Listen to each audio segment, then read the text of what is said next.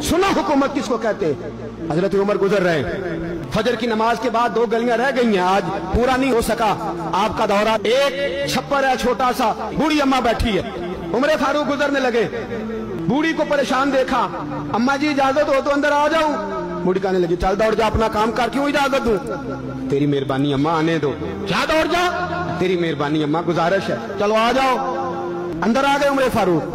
अम्मा क्या परेशानी है, क्या बात? अम्मा कहने लगी खामद इंतकाल कर गया, औलाद अल्लाह ने दी कोई नहीं, मैं गरीब हूँ, 3 दिन से रोटी नहीं खाई, 25 दिनार का कर्जा चढ़ गया है, मुझे उमर फारूक से बड़ी शिकायत है।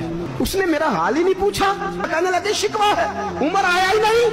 तो उमर कहने लगे अम्मा उमर को क्या पता कि तू इस हाल में है? कहती है नहीं पता उमर को, तो उमर से कहो छोड़ दे हुकूमत, उसके हवाले करे जो खबर रख सकता है। हजरत सैयदना नाफे फरमाते हैं जिसके सामने किसरा और रूम के बादशाह कांपा करते थे, मैंने उस उमर को बूढ़ी अम्मा के सामने कांपते हुए देखा।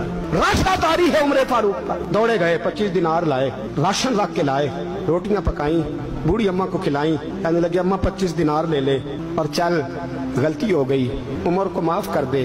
अम्मा बोली, बोल के कहने लगी मैं नहीं माफ करती, एक दफा कब्र में जा लेने दे, मेरे रसूल आएंगे तो मैं उमर की शिकायत करूं। अमीरुल मोमिनीन होके उमर फारूक अम्मा के कदमों में बैठ गए। कहने लगे अम्मा उमर कमजोर है, हुजूर का सामना नहीं कर सकता, तेरी मेहरबानी नबी पाक के सामने शिकायत ना करना। अम्मा कहने लगी चल मैं तेरी खातर माफ कर देती।